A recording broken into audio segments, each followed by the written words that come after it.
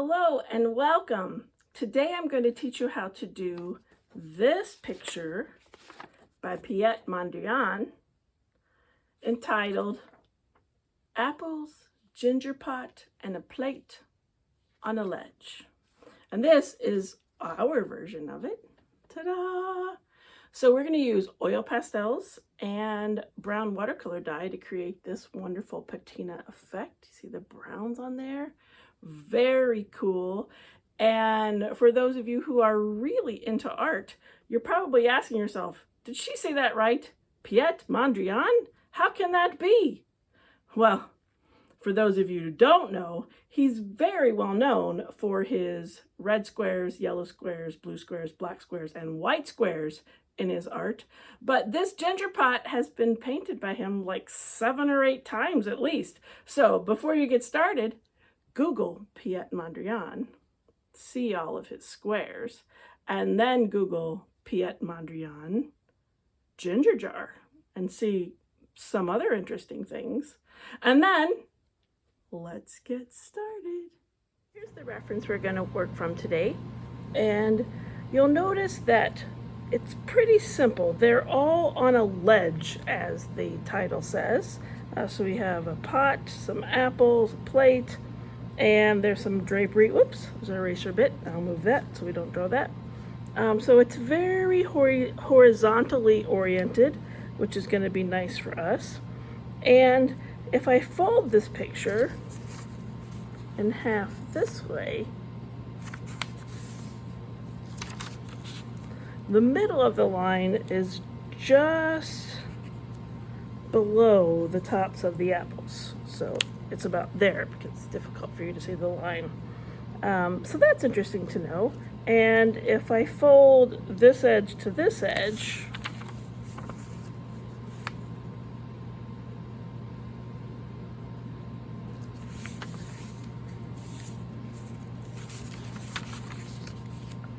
the vertical line going up and down is just to the left of the center of the plate. So it's about there. And that ends up being very close to where the two apples come together, but not exactly in the center.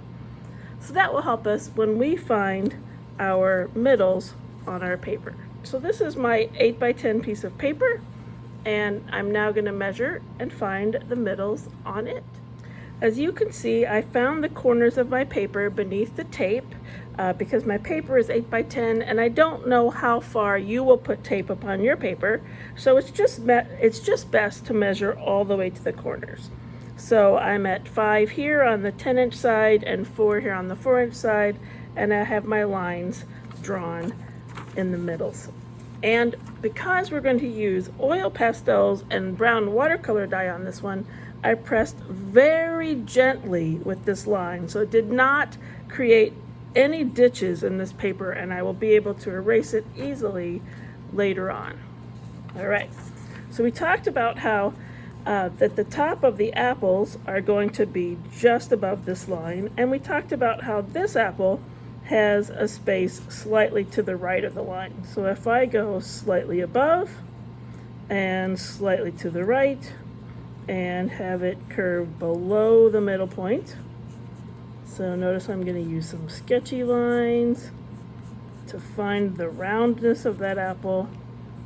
That gives me a pretty good location for the apple, and which also gives me a pretty good location for the ledge. So now I'm going to put the ledge, which is a horizontal, below these apples.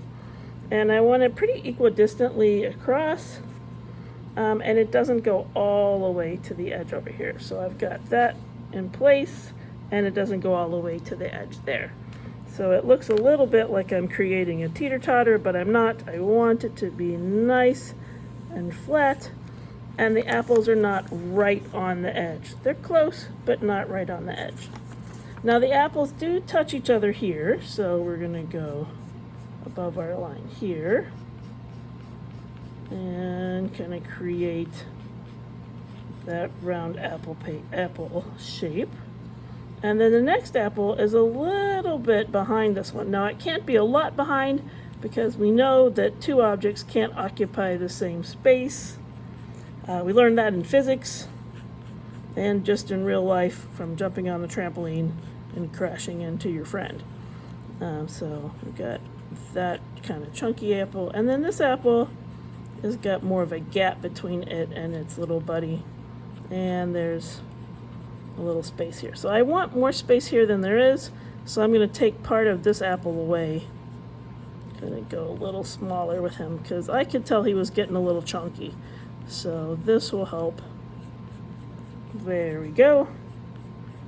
So you can see I use sketchy lines to find the round shape. So if it's too wrong, if it's too square, then I can make it more curvy. And then, as Michelangelo would say, I erase everything that does not look like the David or does not look like our apple. So that's how I reposition things when I'm doing a sketch. So it kind of looks like we're drawing a kindergarten caterpillar, but this is a great way to get started for this picture. Now I can add more there. So those are our 4 apples, and because odd numbers are better, and Mondrian knows this, the next apple is going to stack right here above these 2, kind of nestled in that shape. And then our plate is setting behind, and it's setting behind the quote-unquote ginger jar that we have over here too. So we can't put the other side of the plate on just yet, so we're just going to leave that there for now to imagine. And the bottom of the plate would be like up there. It wouldn't be down here because, again, the apples in the plate cannot occupy the same space. It's going to be up here, and I think it's a little helpful to sketch the plate as we're doing this so that we can get it nice and round. And of course, you're welcome to find something round and trace it if you'd really like to. I'm gonna try to do it without tracing it though, because I really like the challenge of drawing circles. And there are a lot of circles on this, which is kind of ironic because Mondrian is known for his red, blue, and yellow squares. Not so much for circles. Maybe he got so good at circles that he was like, I'm just going to concentrate on squares now. So you can kind of see that I'm drawing parts of the circles that will not be there later, but it's good practice. All right, and now I'm going to run my horizontal, that is this line here, and we'll just go ahead and take that the full length. So I think it's better on this one to draw too much and then erase the parts that we're not going to need later, which is not usually appreciated by young children because they don't enjoy using their eraser very much. And so you can see that I'm going to have you use your eraser today.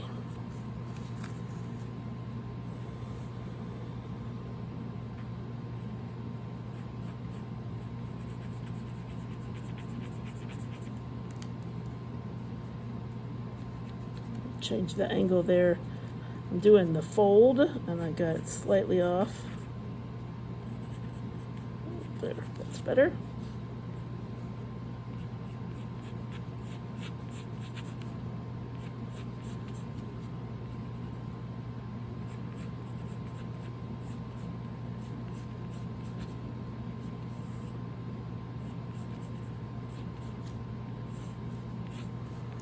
Fun. So we're gonna have too much and then we'll have just the right amount. So you have this little triangle pucker right here. Funny how I just went crazy on the wrinkles and I got excited about these folds and wrinkles in the fabric, and I did those even before doing the ginger pot. I just wanted to do that. So now we'll get that ginger pot in. All right, so about here by our apple is a little angle of the pot, and then there will be a shadow cast from the apple onto it that kind of has that shape. And then here on the apple, oh, so we're gonna have a line here and a line here, and then we're gonna have a line here and a line way back here, because it has flat sides and then rounded top. So interesting. Okay, very cool though, very cool. So probably hit it with a paddle after they threw it on a wheel to get those flattened sides, which makes for a very interesting looking vessel. All right, so we're gonna have that back there a little bit, and the top has got curvy shoulders coming down to here, and curvy shoulders over to there, and it's not too symmetrical from this angle. It might be symmetrical in reality, but from this angle on the shelf, I'm not seeing a lot of symmetry. So I'm just gonna clean that up there. And then the lip of the pot is very small, very short, I should say, and it creates that. So we're basically eye level with the top of that pot. That's why we can't see the circle of it. We can't see down into it, but we can see some of the shadowing that matches that angle. And we can see some of the brown.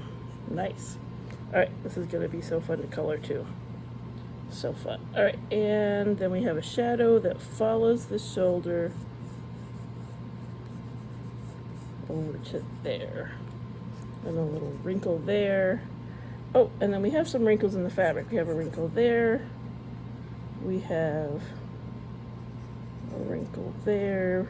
It's kind of like this fabric was folded and then they pulled it out, and those little folds are left over, you know, the little crimps from being folded up. So that's kind of cool.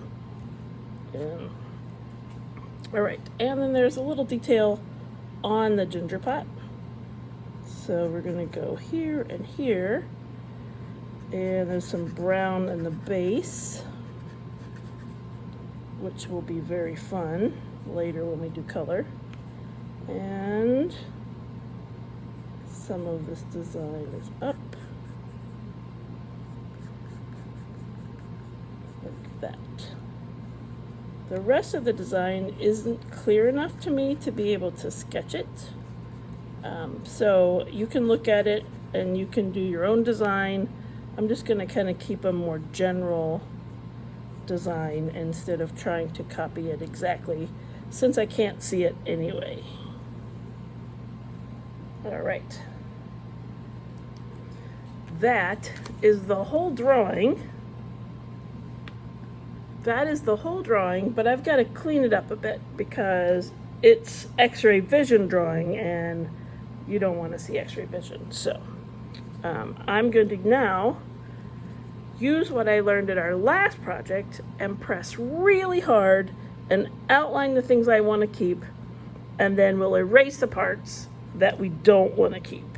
So that means that on all these sketchy lines, I'm going to pick the ones I like the most. So that one, like that. All right, and then the rest of those lines, see, those will erase easily. Very cool, right? That's what I'm going to do to the whole thing. Now you can plainly see the lines that I chose and the sketch lines that are left over. As I was tracing, I realized that I didn't notice the bottom of the tablecloth doesn't go all the way down. So I'm gonna start here and kind of sketch that in place so that I can press hard and get that one too. So this is down lower than the bottom. And then when it makes it to here, then it goes lower than the bottom. The other thing that we missed were the middles of the apples. So these are very chubby little apples, and you can see where it goes down inside the apple. So that'll be the stem on that one. And then we've got kind of like this little tuck on this one. And then this one is more right here. This one is to the side. So we'll just do something like that. This one is more up. And right there. All right, so we've got all of those. And then you see I added an extra ring there. And so now I'm just going to press hard for those things and then erase all the extra parts. Oh, and we do have some shadows underneath the apple, so I'm going to create that mark too. So I'm not going to draw the whole front edge. So I just left this one and that one as an indicator. And then there will be some shadows that goes up between the fruits, because the light doesn't go all the way directly onto them. So that'll be helpful there. All right, very cool. So again, I'm going to press hard on those new things, erase everything, and then we'll be ready for the color. This is what it looks like thoroughly erased. And you can see I pressed really hard, and those lines are like grooves deep into the paper. So that'll be a fun technique for this one. And now I'm gonna get my colors out. Ta-da! All right, so we have our 25 color set, and this will be great. And looking at my fruit, I like to do the lighter colors first, particularly the yellows, because they do not have white mixed in them, and they're not very powerful. And so, yeah, so let's get our lemon yellow out. And let's start lemoning. Does that show up? It does show up. Kind of around these edges of these fruits. So we got that, and there, and there, and there. So we got some nice shiny bits there. And I don't need lemon anywhere else. And then I'm gonna get some of our yellow-orange color. And I'm gonna put some yellow-orange a little bit there. This one has a lot more yellow orange on it, kind of around that, all the way to there. And we got some here and there. All right, and a little bit here. Not so much on this one. This one's gonna have some more down here, and this one's gonna have a little bit right about there, and next to that line, and over there. All right, very fun. Okay, then I'm gonna take just a little bit of the yellow-green, because we'll blend with a different color on top. So I'm gonna take some of the yellow-green, and I'm gonna gently, oh, there was some dirt on my yellow-green. I should have cleaned off more thoroughly. All right, so I am not pressing as hard as I was with the yellow and orange. The yellow and orange, I pressed so hard that you couldn't even see that the paper had any texture at all to it. But with this one, you can see that there's texture, so I'll show you. See how it's got like little holes, little bumpity bumps? And the orange, there's no holes. I filled in very, very solidly. So that's the difference there. And while I've got the yellow-green out, I'm just gonna put a teeny bit right here, same amount of pressure on our ginger pot over there. So just a little tone there, and I'm gonna put a little light green next to that fold. This fold, maybe a little bit here, there, yeah. I'm just having fun with the green. I know, it's gonna be good though. Trust me, you'll be glad we did this. We don't want a boring tablecloth. That's not my style. All right, so that is the light green. Now we're gonna use yellow ochre, and I am doing a better job of twisting in a paper towel to make sure there's no color on it. All right, so this yellow ochre will be how I get those little stems. I'm just gonna tap it right on that dot. Kind of hard to get, so you can see the tips of those stems quite covered with that color actually. And then I'm going to blend a little bit with whatever color I have there for the brown edges of these fruits here and here. So it's going to blend a little bit with the orange, blend over here, and yep, down in there, top side of this one, side of bottom of that one.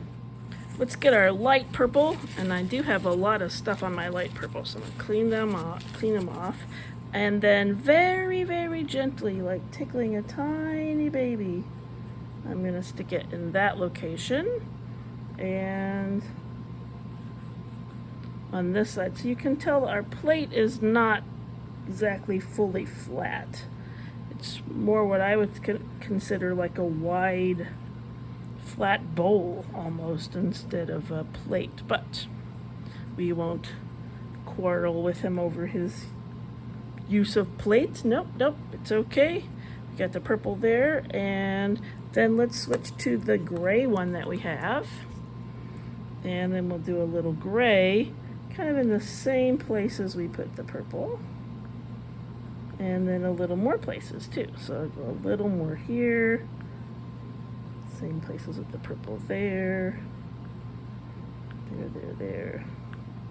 And then I'm going to go next to the pencil lines that I drew for that foot of the plate, which is the part of the plate that sticks up.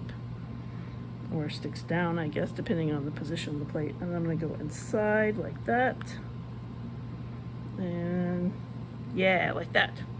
Okay, then we're going to get our light blue. Now we will be using our light blue more later, but I want a little bit of light blue right here on our plate to reflect some color.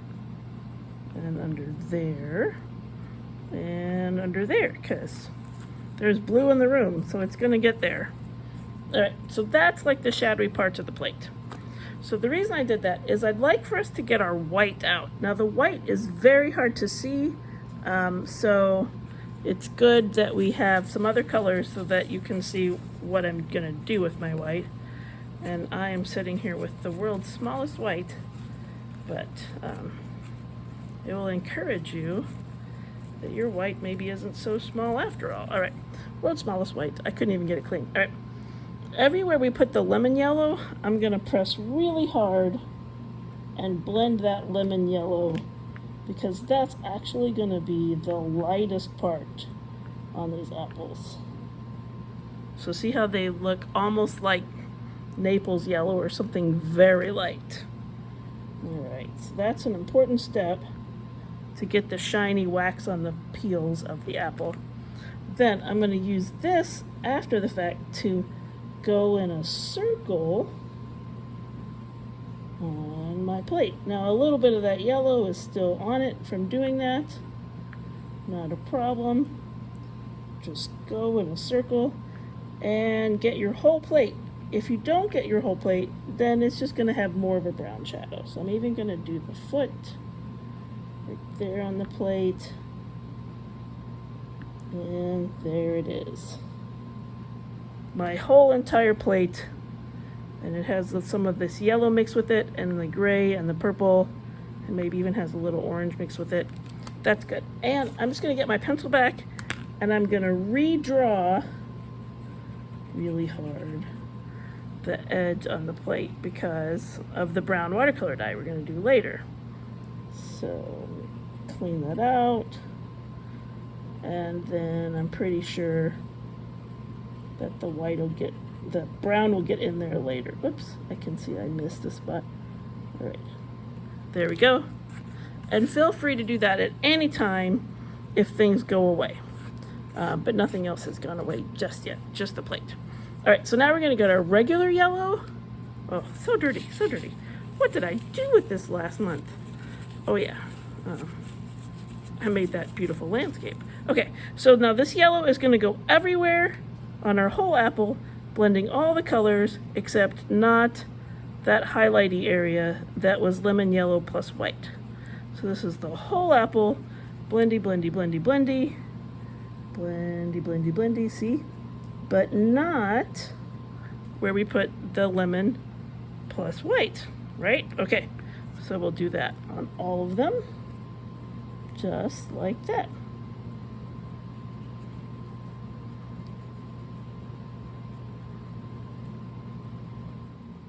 So this is what it looks like with yellow everywhere except for the white and the lemon yellow. And then I did take my pencil and I held it like kind of straight up and down. That keeps the lead from breaking. If I press hard at an angle, it'll just break off. But if I press hard straight down, it's less likely to break off. And I retrace that. And then it's really important now that you take the white and you recolor and color a little wider than you did, so that that highlight side overlaps the colored side. Because if you don't, you're going to have little brown edges to your highlight. And I mean, that wouldn't be the end of the world, but they might look like they'd been in the crisper a little too long. It's time for us to concentrate on the ginger pot. So let's get our light orange color, the peachy color, and we're going to color at the bottom of this pot like this, all the way around there. And then we're just going to put a little touch of it right there, that spot right there. Okay, then I'd like for you to use your ultramarine blue, the ultramarine blue, and we're going to get some dark blue on this side. So we're going to go like this, around here, down this side, and we don't know what that stuff is, so I'm just going to put some dots there, and I'm going to put some dots over there, follow that line a little bit, and some in that spot right there. We don't know what that is, but it's darker there, and that'll be nice. And while this is in our hand, we'll put some in the shadow here and here.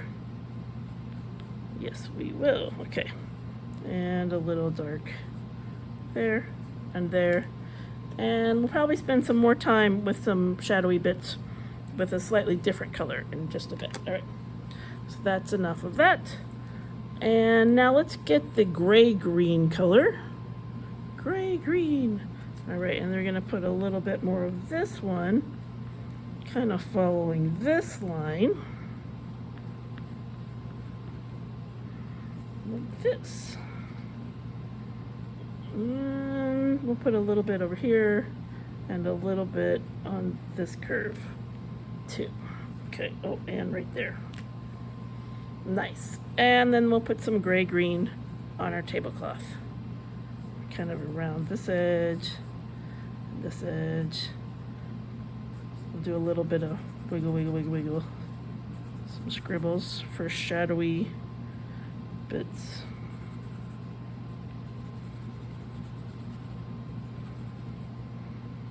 And inside of there, pretty good. Pretty dark in there.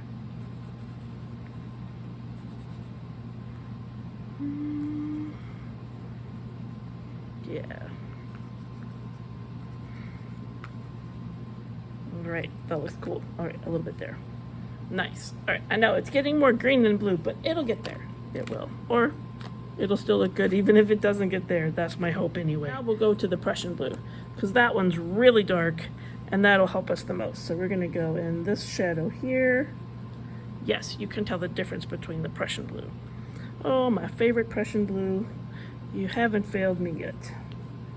I'm going to go there. Going to go under all of these things. And back in that shadow. And that shadow there. Oh, yes. Trace these lines.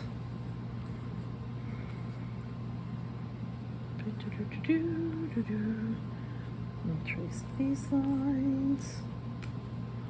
And trace this line, and this one, color in there. Oh, and color, oh, let's go in these spaces too.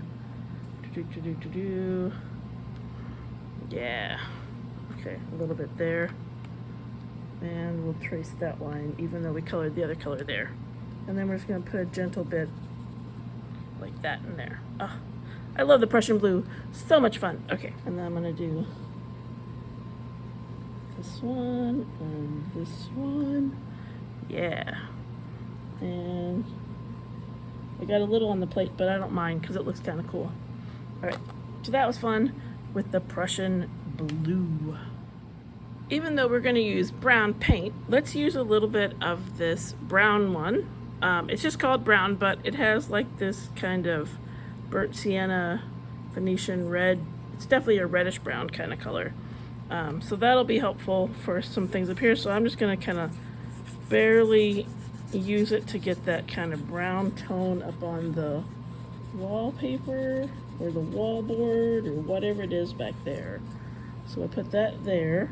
And then we'll use that also at the bottom on that little crevice that we made at the tablecloth level. So right under there.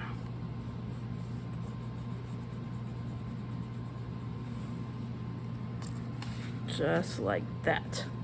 All right, and then I'm gonna get the peach color again. And the peach color is gonna go, or the light orange, is gonna mix those two up in there, and so that'll make this kind of cool color. You see I got a little bit of the Prussian blue on it, and I don't mind because that just looks cool. Remember, messies look better than too neat, so don't panic when something goes not how you intended it to go, because you're just going to end up with something better basically. So if you keep it too neat and clean, then it's going to be boring. So go ahead and let stuff happen up there. Everybody always likes mine better, and mine's always the messiest when it comes to getting other colors and things, so just go with it. And I'm going to do this little part down here with the peach, and you can see those colors mixed very nicely to make that color up there. And the original has like maybe a little bit yellower tone, so I'm going to get the lemon yellow again and do a little blending so it gets more yellowy in tone. And that'll just mix it up very good. It is time to do the ginger pot. Okay, so we know not the top and not the bottom, and we've got all these other colors on there, so that's going to be helpful. And so we're going to have this light blue, but we do need some places for white. So I'm just going to use where the pencil lead is, where I've drawn with pencil on the front, to be where I put some white first. So everywhere I put pencil, yeah, I know, weird. Everywhere I put pencil on the front panel of this, I'm gonna put white, and then maybe a little bit more whites. Okay, and then, oh, and I'm gonna put white where that peach color is, because that'll be even lighter. Very good. Then I'm gonna put blue mixing with the other colors pretty much everywhere else. So here I go, and it'll be a bit confusing, but I'm going to try to get it to look right. And I'm not going to go on the peach places. I am going to go kind of around things. There, that looks interesting, right? Going to go on the green in between.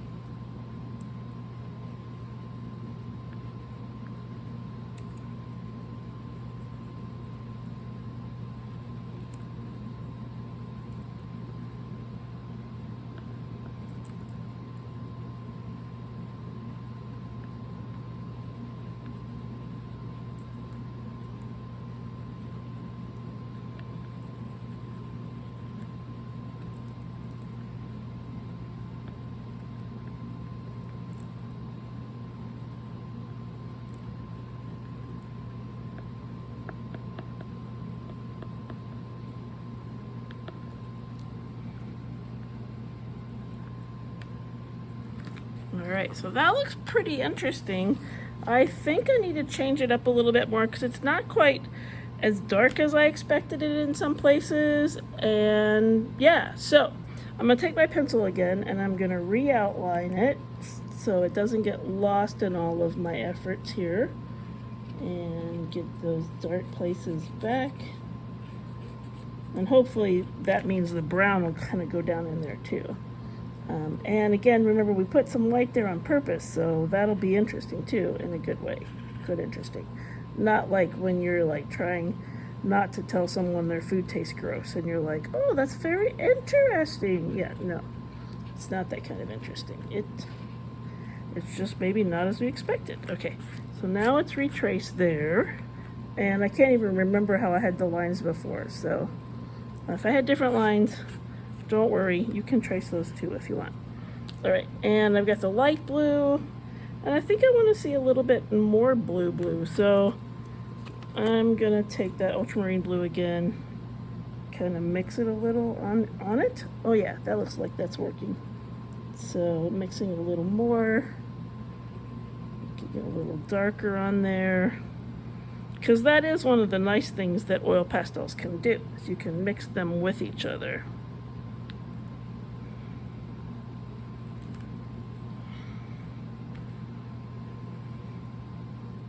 Our olive brown to do the rest of the top of that one, and do a little wiggle where we put the peach at the bottom of our ginger jar. Yeah, that looks good.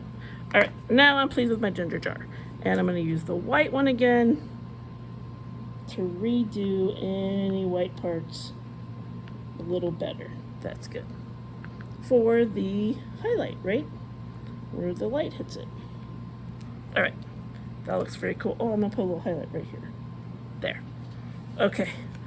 Well, all we have left is the tablecloth. So now that I've done the ginger pot, and I know that the only really light blue color we have available to us is this pale blue, I think I need to do a bit more to my tablecloth before I light blue over top of it, so that it has more variation. So let's get more light green and put a little bit more on there where the dark green is, and so it can be unique. You don't want it to match the ginger jar too much. Yeah, okay. You want to go on the Prussian blue a little bit. So a lot of times I'll put white on top of a color to make it lighter. But since I know that I want my tablecloth to look different than that, I'm going to kind of play around with some white before I put the blue on. So I'm going to put white kind of around that curve, and on this light green right here, because the light's going to hit that. And see how it blends that and it looks really cool? And I'm going to use the white on the front edge of the tablecloth, like that. And this fold going this way. Oh, but this one should be dark, so let me put some more blue in there. And yes, let's put some more of the gray-green in there too. Yeah. That's a dark spot. All right, and then let's put some here and up here and even above there. So I've used the white sooner than usual because ordinarily I would wait until I had the blue on, but not this time. This time I did the white first, and in between the little crevices. Okay, so now I'm gonna play with the light blue on here, and oh, I was going under the tablecloth. Whew. All right, so I'm going to very gently put this on here. I put lots of blue everywhere. I wasn't real careful about my directions, and that's okay, because it just looks kind of fun everywhere. Around and around on top of the white parts. The wiggles going this way and that way, and that away and this away. And the shadowy bits too. Kind of mixing it up, not going the same way every time. Next to the plate, this way and that way. Yep, I'll put a little blue there.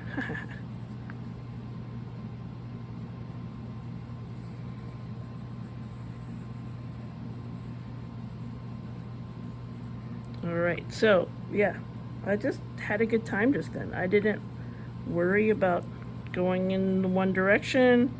I didn't worry about a thing. I just had fun kind of going around everything, getting on everywhere, and making it as random as possible on that tablecloth that is being used as drapery. I think I went everywhere too. I think I got on all the highlights and all the dark parts, and I did not hang wallpaper. You can see I went very randomly, which was very fun. Very, very fun. All right, so that means I can now take my white one again and blend everywhere I put it. This should give me a different color than I had on my ginger pot. Is it working? It is working, yep.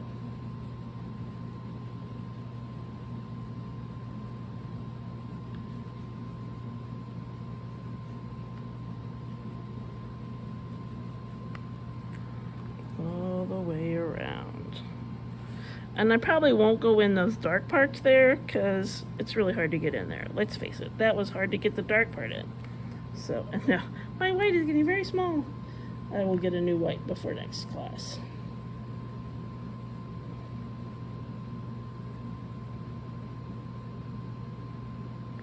Then I'll scribble that blue into that plate.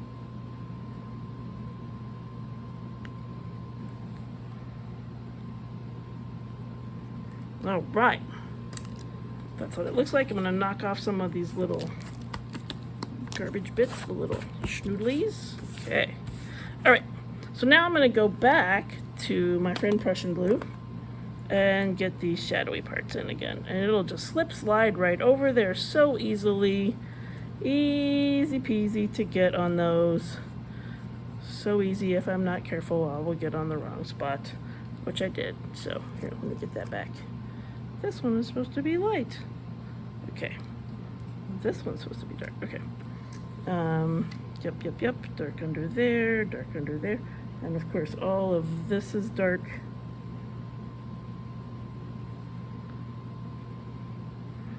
And inside of there is dark. And down there is dark.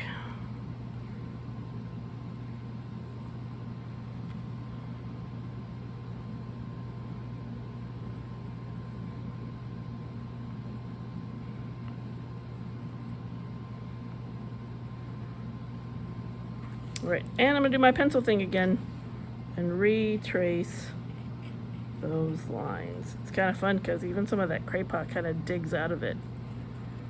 So it was kind of down in there. Oh look, if I do that, it probably means I need some blue on that side. There we go.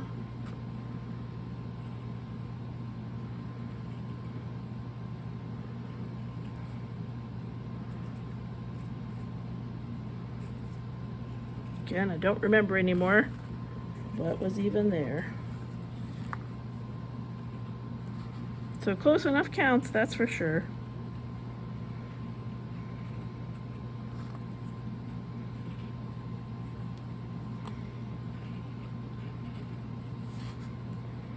Who knows? I had something else that might even be better.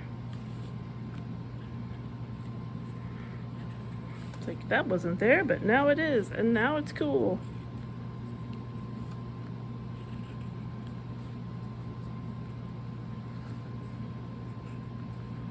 And I'm gonna redraw this tablecloth under here. I kept going under it, but it'll be okay now. All right, so let's do it even a little darker right there. It looks pretty good. I think I need to see a little brighter reddish color. So let's get our red orange, because it's a little monotonous, and I know it's not like powerful red orange, but let's get a little red orange on these apples. I think it'll just add a little more character to them. So it's the one that almost looks like red, but it's the red orange, and this is a good finishing touch to put on these guys because they've got green on them. We put there on purpose because they look kind of green, especially this guy. but to have a little red on them gives them a little more character. Yeah. And this was back before grocery stores gave us only the most round and most reddest of the apples. This was back when you picked them from a tree and they just looked like what they look like. So, not saying the artist didn't pick their favorites, but they were probably a bit more random. You can see that before we put the brown on, I did leave some very strategic white dots. It's along edges, it's on brown walls, it's kind of in little peekaboo shadows. These are all places that the brown watercolor will go for sure, and we like that. The other thing is, by digging the pencil in, we're also creating a new place for the brown watercolor to leach into the paper. So we're very hopeful that this will have a good effect. So here's my brown watercolor dye. Gonna put that on there and take our sponge and go in gentle circles all over to make sure that this gets on the entire picture. Again, I'm not trying to clean the floor, so I'm not pressing hard. I'm not scrubbing it. I'm just ensuring that that moisture gets to go in every single one of those holes that I've just showed you. And we don't want to let it dry on here. This is not a good time to go put a load of laundry in the dryer or something. So we just get it covered, and then we're going to take a paper towel and wipe it off pretty immediately. Here's my paper towel, and again I'm going to go in circles.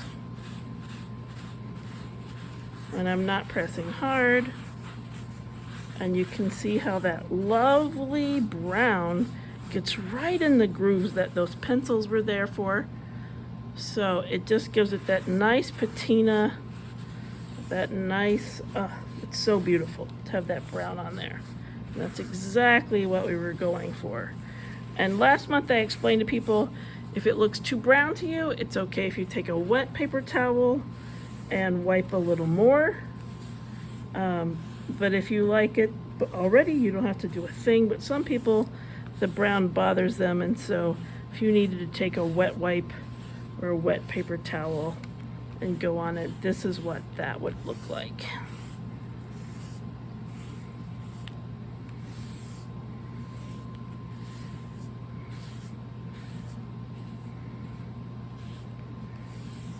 Ta-da! That is it. Our beautiful picture of apples, a ginger pot, and a plate on a ledge from the early 1900s by Piet Mondrian. Very cool. So when you take your tape off, it's been a while since I've taught you this, you want to pull flat and away from your art while holding on the opposite side, because if you pull straight across, it'll tear into your paper, and then you have to get a glue stick to put your paper back on there. So flat and away. And you see maybe a little bit of your paper comes with your tape, but it doesn't tear into your image. So that's the important thing, that we don't tear into our image.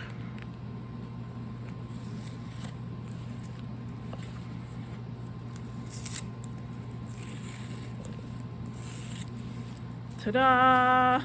And then I'm going to use my pencil to sign it on the white edge. Miss Alayne. And it is 2024. Ta-da! All right, thanks for joining me.